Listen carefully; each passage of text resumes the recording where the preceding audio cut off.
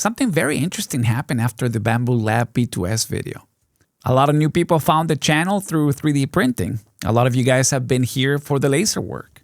And now the shop is starting to feel like those two worlds are meeting in a way that actually makes total sense to me. So today I want to talk about that because at some point, every small shop runs into the same question. Am I just adding tools or am I actually building a better workflow? Also, quick note, the big 10 watt to 40 watt diode laser comparison is still coming. I'm just waiting on the right plywood so the test stays fair. And I promise you that's the most exciting plywood sentence you're going to hear today.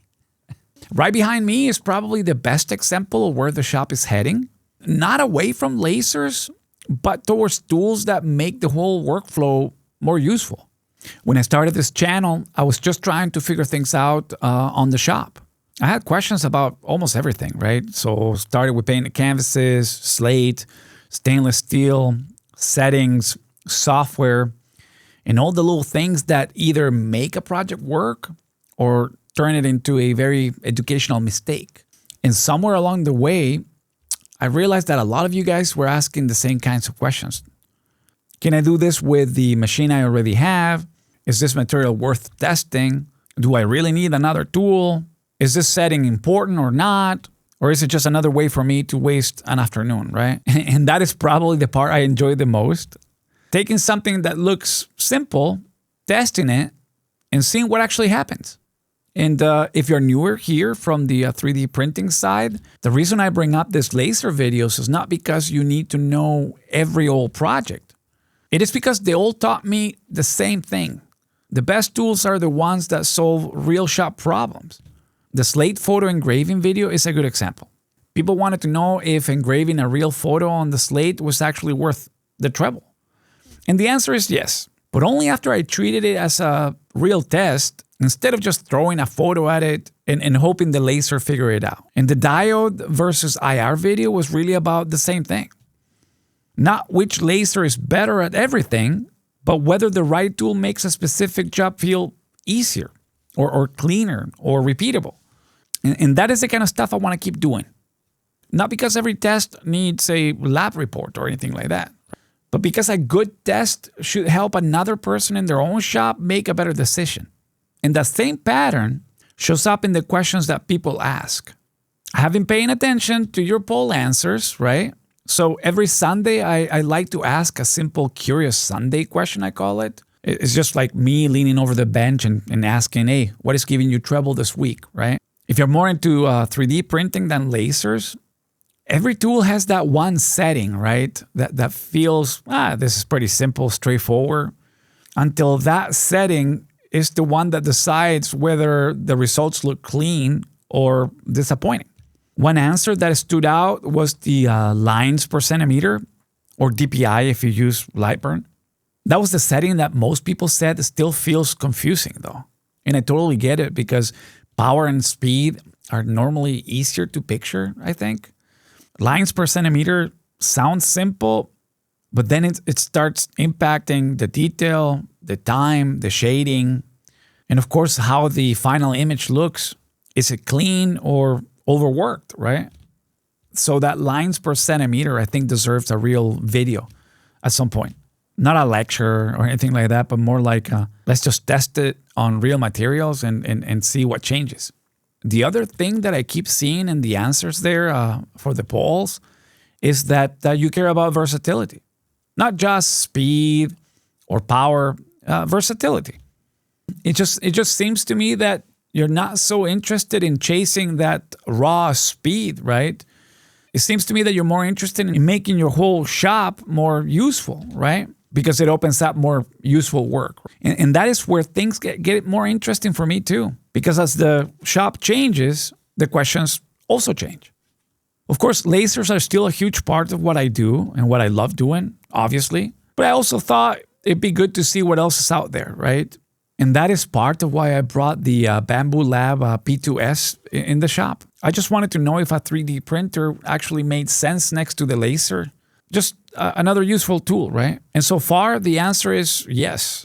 But in many practical ways. So jigs, holders, spacers, brackets, small fixes here and there, the kind of things that actually make sense because they solve that exact problem. And I think there is a good video there, testing popular 3D printed laser jigs and seeing which ones actually help.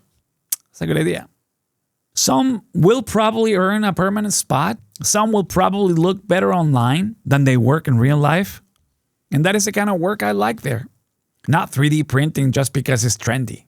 Not laser work just because that is what the channel started with, right? Just tools helping tools. And that is one of those cool things about reaching this point with the channel. Sometimes a video does more than just get views. It starts conversations.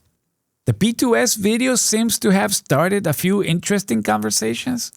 And there may be a bigger Bambu Lab follow-up because of that. We'll see. And if that happens, we'll handle it in the same way we always do. Real shop questions first, pretty machine second. And then materials are another big part of that, right? Clear acrylic is one that I want to test properly because it comes up all the time, especially with diode lasers. Some people say you can do it with the right tricks, right? Some people say don't even bother. And you know how it is. The truth is somewhere between there. So I want to find out what is realistic. And even if you came from the 3D printing side, this also sounds familiar. Different materials, same headache. You think the tool can do something, then you find out otherwise. Same with marking paper for glass and steel. I have seen people using it. They seem very happy with the results. But when I watch some of those videos, especially when I'm watching on TV, I sometimes wonder, is that really the best they can get? Or is there a way to get clearer results with better prep, better settings, better workflow maybe, or just better expectations? I'm very curious about that. But whether it can work in a way that I will be happy with the results, right? And then there is a whole question about tools and recommendations. As the channel grows, more companies reach out. That is very exciting, but I also want to be very careful with it though. I don't want reviews to become routine here. If I review something, I want it to feel like it earned the space, right? Because it answers a real shop question. The P2S made sense for that reason. It was not just a printer. It was a very real way to ask whether 3D printing could actually support laser work. And even then, I still want reviews to stay special. Maybe 4 or 5 a year tops. And only when the tool meets the filter. But it doesn't mean I never want to recommend things, right? And that is where that idea that bench approved comes in. Sometimes I buy a tool, I use it, and realize, okay, this is actually very helpful.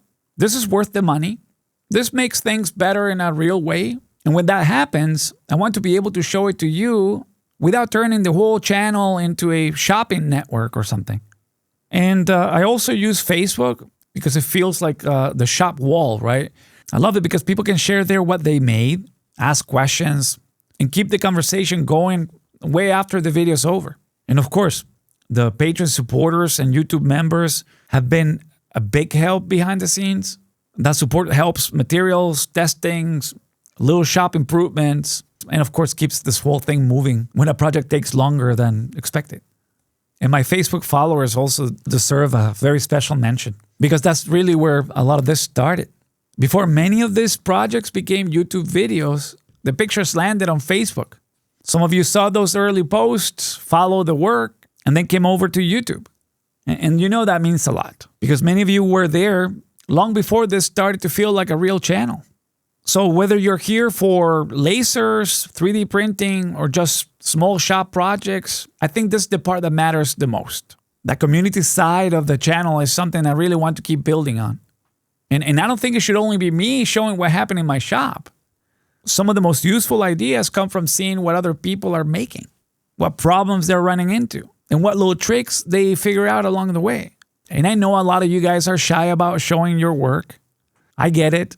It is easy to look at someone else's photo or lighting or finished product, all of it perfect, of course. And then you think, well, mine is not ready or mine is not good enough. I should wait till I get better. But that can hold you back years. And a lot of you are already making things that other people would love to see. Some of you are selling on the side already, right? Some of you maybe one Facebook post or one local craft fair or one simple YouTube video away from realizing, well, there is something there. I'm not saying everybody needs to become a content creator, Not everyone wants that, right? But showing your work can also open doors. It can help you get feedback. It can help you find customers. It can help you connect with people that like the same stuff. Take a decent picture, share the project, explain what you learned. Let people see the process. That's how a lot of this starts. And I know that sounds like advice, right? But it's also a reminder to myself. Because every time I hit publish, there's still that little voice asking, is this good enough? And apparently the answer is hit publish anyway, then go make the next one better. So that is where my head is right now. Real shop questions first, shiny machine second. I know the tools and the projects will keep evolving for sure, but the core of Severna builds is not changing though. Practical testing, real shop problems, useful tools, honest mistakes, and most importantly, the people who keep showing up, asking questions, sharing ideas, and helping push the channel forward. So now I want to hear from you. What are you working on? What do you want to see next?